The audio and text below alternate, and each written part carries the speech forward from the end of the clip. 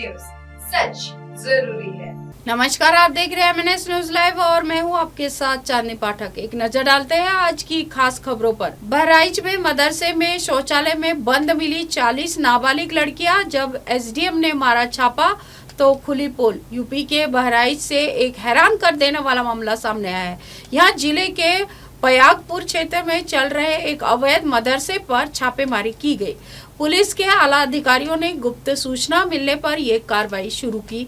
वहीं इस छापे के बाद मदरसे से मिली 40 नाबालिग लड़कियों को देखकर अधिकारी हैरान रह गए। पुलिस को सूचना मिली कि क्षेत्र में एक दुकान के अंदर अवैध तरीके से मदरसे का संचालन किया जा रहा है, जिसके बाद छापेमारी की कार्रवाई की गई।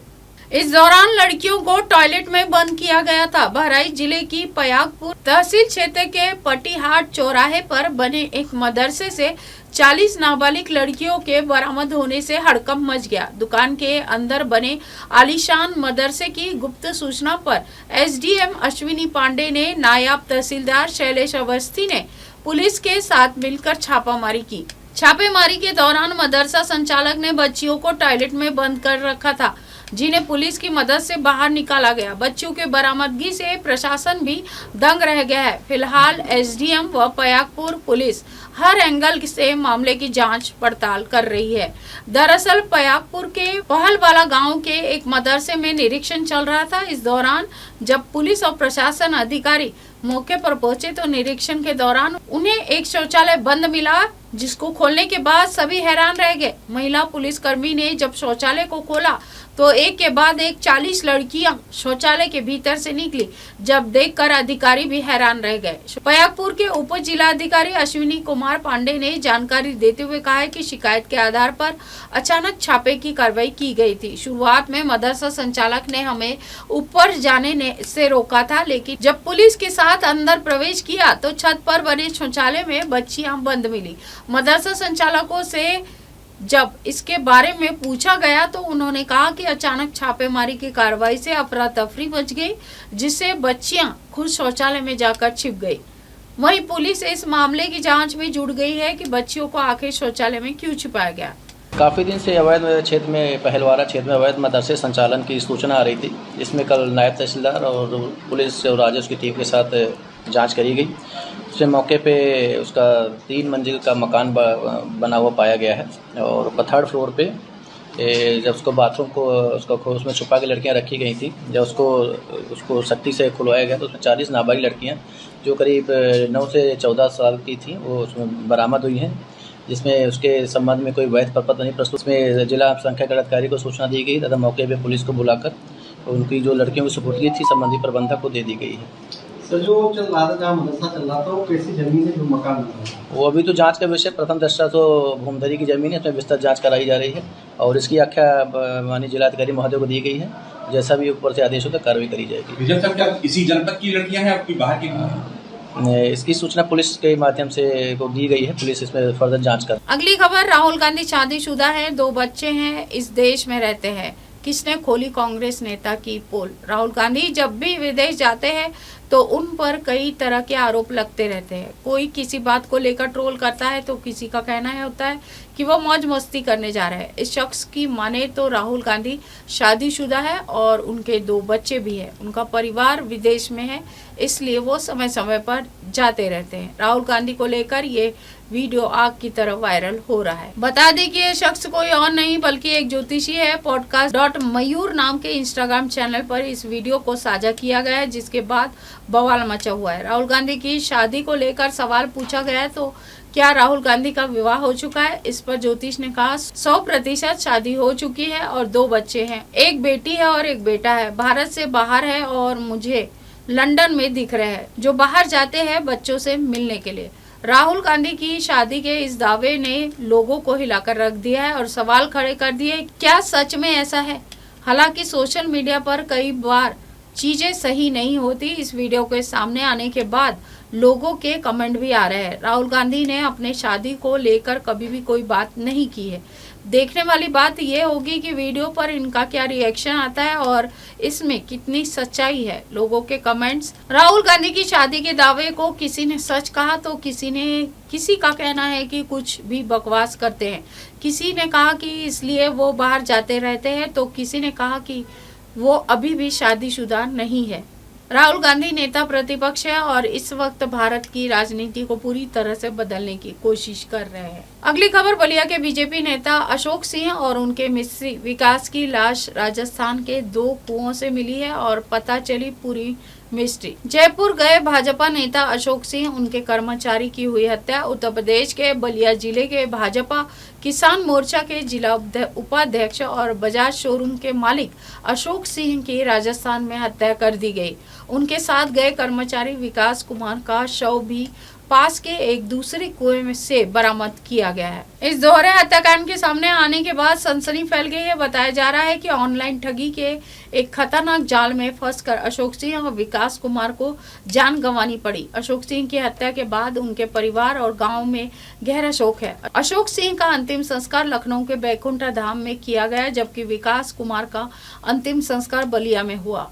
दरअसल अशोक सिंह को ऑनलाइन ठगों ने एक बड़े जनरेटर का सौदा दिखाया था। उन्हें 9 लाख रुपए का जनरेटर मात्र 3,05,000 रुपए में देने का लालच दिया। इसी लालच में अशोक सिंह अपने कर्मचारी विकास कुमार के साथ 19 सितंबर को दिल्ली होते हुए राजस्थान के जयपुर पहुंचे। उसके बाद दोनों का मोबाइल बंद हो गया और परिवार का उनसे संपर्क टूट गया। जब 2 दिन तक कोई खबर नहीं मिली तो 21 सितंबर को अशोक सिंह के भाई और IRS अफसर निर्भय नारायण सिंह ने दिल्ली में गुमशुदगी की रिपोर्ट दर्ज कराई। पुलिस ने मोबाइल लोकेशन खंगाली और भाजपा नेता की लोकेशन राजस्थान के शाहजहांपुर इलाके में मिली। मंगलवार को पुलिस ने शाहजहांपुर क्षेत्र के 2 अलग-अलग कुओं से दोनों के शव बरामद किए।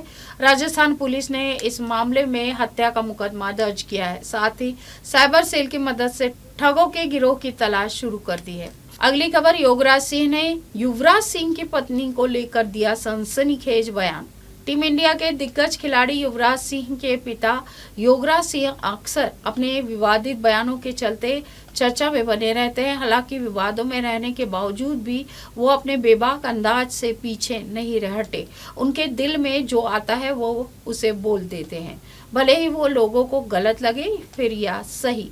इस बार तो उन्होंने अपने बहू के बारे में ही बयान दे दिया है, तो चलिए जानते हैं इस बारे में उन्होंने क्या कहा। योगराज ने युवराज को शादी के लिए दी थी नस्ल बदलने की सलाह। हाल ही में योगराज सिंह ने अपने बेटे और क्रिकेटर युवराज सिंह की शादी को लेकर एक खुलासा किया। उन्होंने बताया कि जब युवी अपना जीवन साथी चुन रहे थे तो उन्होंने अपनी नस्ल बदलने की सलाह दी थी। योगराज सिंह ने अपने YouTube चैनल पर अपने बेटे के साथ रिश्ते और कृष्णंक अन्य के साथ अपनी शादी के बारे में खुलकर बात की। उन्होंने बताया कि जब वह 20 साल के थे तभी से समाज और उनकी शादी के बारे में बात कर रहा था। उन्होंने कहा कि लोग चाहते थे कि मैं युवराज सिंह से शादी कर लूं, लेकिन तब मैंने कहा क्या वह काफी बड़े हैं। युवराज सिंह के पिता ने आगे कहा, मैंने उससे कहा कि मैं तुम्हारे लिए जीवन साथी नहीं चुन सकता, यह तुम्हारी जिंदगी है, लेकिन मैंने उनसे अपनी ब्रीड बदलने के लिए जरूर कहा है।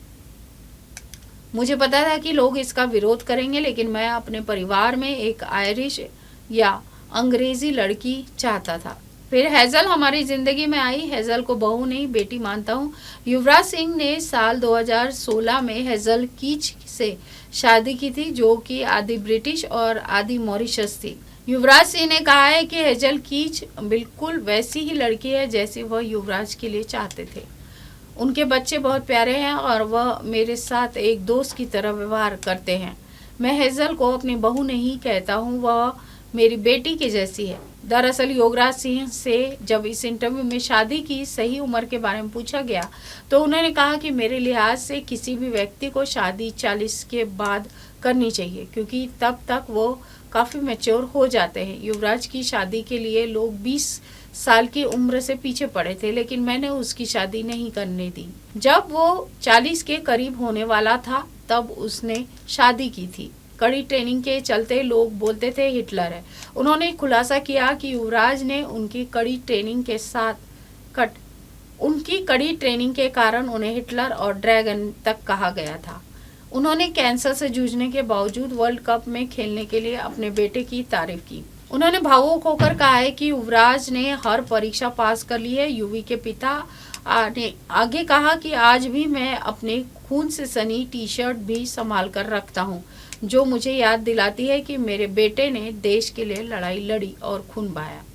रिपोर्ट मिल रही थी कि खांस रहा है, कभी कभी ब्लड आ रहा है, रात को नींद नहीं आ रही।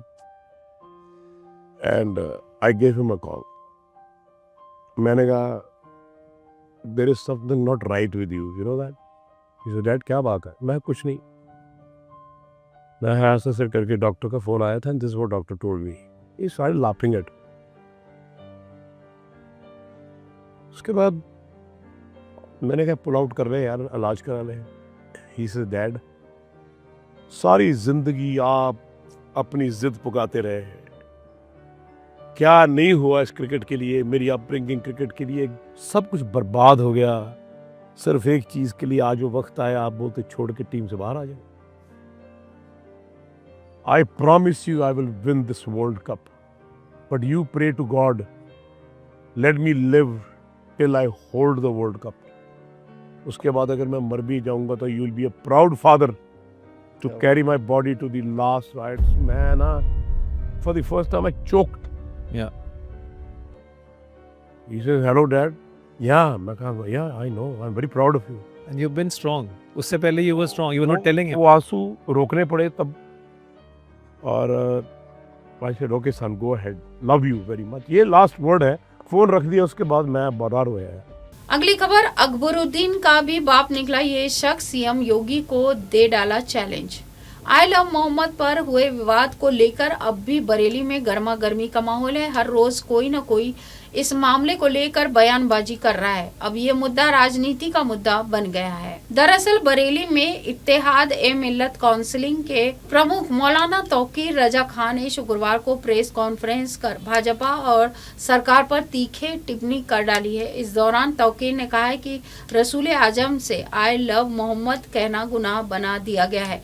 इसके लिए मुकदमे दर्ज किए जा रहे हैं। धर्म परिवर्तन के नाम पर एक तरफा कार्रवाई हो रही है, जबकि मुस्लिम बहन बेटियों का धर्म परिवर्तन कराने वालों पर कोई कार्रवाई नहीं हो रही है। हद हो गई है। इतना ही नहीं, इस दौरान उन्होंने ये भी कहा कि हम नहीं चाहते कि हमारे देश में नेपाल, बांग्लादेश और श्रीलंका जैसे हालात बने, क्योंकि हम अपने देश से प्यार करते हैं। इस दौरान उन्होंने धमकी देते हुए ये भी कहा कि भारत में मुसलमानों की संख्या इन दिनों देशों की संयुक्त जनसंख्या से भी ज्यादा है।